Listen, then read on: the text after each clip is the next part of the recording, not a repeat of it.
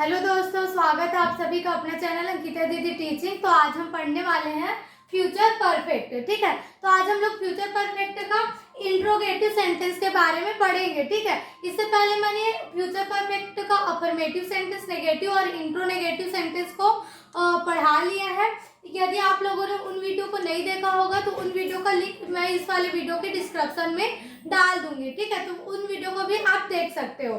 तो देखो, सबसे पहले फ्यूचर परफेक्ट का पहचान होता है चुका होगा, चुकी होगी या फिर चुके होगे। मतलब किसी भी वाक्य के लास्ट में यदि आपको चुका होगा, चुकी होगी या फिर चुके होगे शब्द दिखता है तो आपका कौन सा टेंस होता है, वो फ्यूचर परफेक्ट होता है। ठीक है, जैसे कि मैं ऑफिसर बन चुकी होंगी, मैं वह शिक्षक बन चुका होगा। मतलब किसी भी वाक्य के लास्ट में यदि आपको चुका होगा, चुकी होगी, चुके होगे शब्द दिखता है तो आपको कौन सा टेंस है, फ्यूचर परफेक्ट है। ठीक है, तो हम लोग पढ़ने वाले हैं इंट्रो नेगेटिव सेंटेंस। ठीक है, कौन सा सेंटेंस पढ़ने वाले हैं जी, इंट्रो नेगेटिव सेंटेंस। तो इंट्रो नेगेटिव सेंटेंस को बोलते हैं प्रश्नवाचक नकारात्मक वाक्य। मतलब ऐसा वाक्य जिसमें क्या और नहीं शब्द दोनों आता है, वो कौन सा वाक्य रहता है जी, प्रश्नवाचक नकारात्मक वाक्य। जैसे कि क्या मैं शिक्षक नहीं बन चुकी होंगी, क्या वह पुलिस नहीं बन चुका होगा। तो क्या और नहीं शब्द दोनों आ रहे हैं ना, मतलब आप समझ जाए ना कौन सा वाक्य है, प्रश्नवाचक नकारात्मक वाक्य। ठीक है, उसे ही क्या बोलेंगे इंग्लिश में, इंट्रोनेगेटिव सेंटेंस बोलेंगे। ठीक है, तो इंट्रोनेगेटिव सेंटेंस का फॉर्मूला क्या होता है, सबसे पहले हेल्पिंग वर्ब आता है, फिर आता है आपका सब्जेक्ट, फिर आता है नॉट, फिर आएगा हैव, फिर आएगा वर्ब का थर्ड फॉर्म, फिर क्या आएगा, ऑब्जेक्ट आएगा। ठीक है, हमेशा याद रखना जो इंट्रोगेटिव सेंटेंस होता है और इंट्रोनेगेटिव सेंटेंस होता है उसमें हेल्पिंग वर्ब कहाँ लगता है, सामने लगता है, फिर लगता है सब्जेक्ट, फिर उसके बाद आएगा नॉट। क्यों? क्योंकि ये क्या है, नकारात्मक है ना, प्रश्नवाचक नकारात्मक वाक्य है ना, प्रश्नवाचक है इसलिए हेल्पिंग वर्ब सामने गया, और नकारात्मक है इसलिए सब्जेक्ट के बाद आपको क्या लगाना पड़ेगा, नॉट लगाना पड़ेगा। ठीक है, और फ्यूचर परफेक्ट में एक्स्ट्रा क्या लगता है, हेल्पिंग वर्ब के साथ हैव लगता है। ठीक है, तो हेल्पिंग वर्ब तो सामने लग जाएगा, लेकिन जो हैव है वो किसके बाद लगेगा, इंट्रोनेगेटिव में नॉट के बाद लगाना है। ठीक है,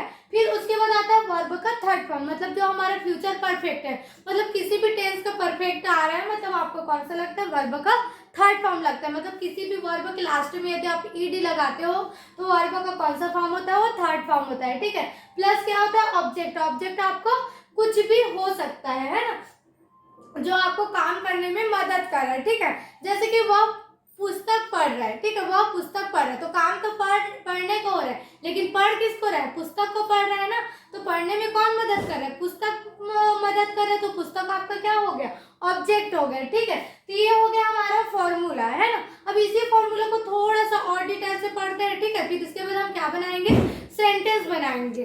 ठीक है, अब देखो थोड़ा सा फॉर्मूला को और डिटेल में समझते हैं। ठीक है, तो आपको पता है सबसे पहले क्या आएगा, हेल्पिंग वर्ब आएगा। तो हेल्पिंग वर्ब क्या लगता है आपको फ्यूचर परफेक्ट में, शैल और विल लगता है। ठीक है, क्या लगता है, शैल और विल। लेकिन जो फ्यूचर टेंस है ना, वो पूरे फ्यूचर टेंस पे शैल और विल ही लगता है। ठीक है, लेकिन हम पहचानेंगे कैसे कि फ्यूचर परफेक्ट है करके, तो शैल और विल के साथ आपको एक्स्ट्रा क्या दिखेगा, हैव दिखेगा। ठीक है, तो यदि आपको शैल और विल के साथ हैव दिखता है तब समझना कि आपको कौन सा टेंस है, फ्यूचर परफेक्ट है। ठीक है, फिर सेकंड क्या आता है, सब्जेक्ट आता है। तो सब्जेक्ट क्या है, आई मीन्स मैं, यू मीन्स होता है, सॉरी आई मीन्स होता है मैं, वी मीन्स होता है हम, यू मीन्स होता है तुम, दे मीन्स होता है वे, ही मीन्स होता है वह लड़का।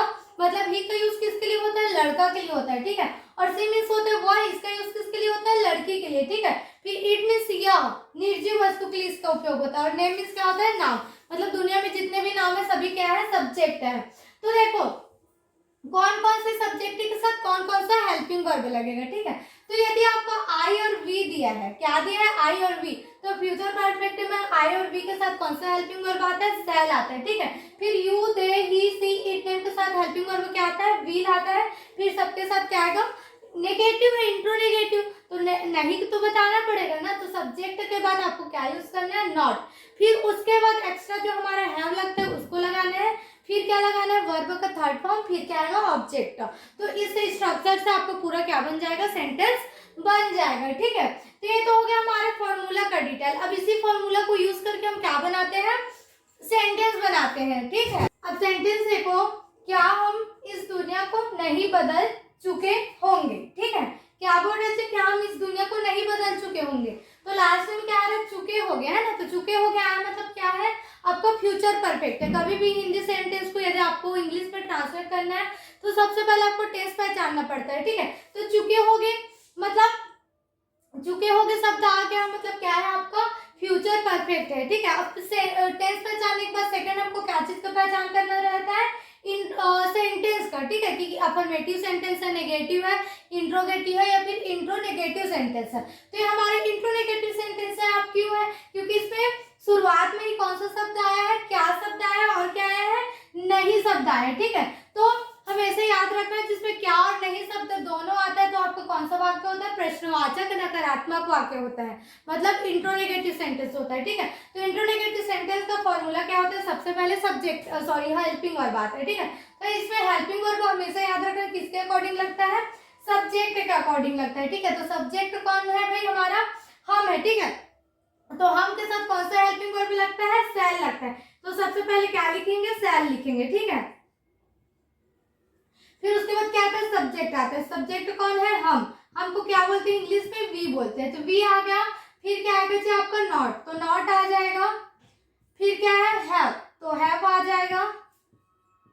फिर आता है वर्ब का थर्ड फॉर्म, तो वर्ब का क्या कहाँ है हमारा, वर्ब क्या है हमारा, बदल है ना, मतलब बदलना। तो बदलना को क्या बोलते हैं जी, चेंज बोलते हैं। ठीक है, तो चेंज का थर्ड फॉर्म बनाएंगे तो लास्ट में क्या लगा देंगे, ईडी, चेंज्ड हो जाएगा है ना। Shall be, not, have, changed. फिर क्या है आपको ऑब्जेक्ट, तो ऑब्जेक्ट क्या है, इस दुनिया को, तो ऑफ इस दुनिया को क्या बोलेंगे, ऑफ दिस वर्ल्ड। ठीक है, ऑफ दिस वर्ल्ड। तो ये हमारा बन गया सेंटेंस, क्या हम इस दुनिया को नहीं बदल चुके होंगे, है ना। तो shall we not have changed of this world. ठीक है, तो ये हमारा जो फ्यूचर परफेक्ट टेंस का जो लास्ट सेंटेंस था, इंट्रोनेगेटिव सेंटेंस था, वो आज कंप्लीट होता है। ठीक है, अब नेक्स्ट वीडियो में हम फ्यूचर परफेक्ट कंटिन्यूअस टेंस के बारे में पढ़ेंगे। ठीक है, तो यदि आपको वीडियो समझ में आए, टॉपिक समझ में आए तो वीडियो को लाइक कीजिएगा और चैनल को सब्सक्राइब कीजिएगा। ठीक है, थैंक यू।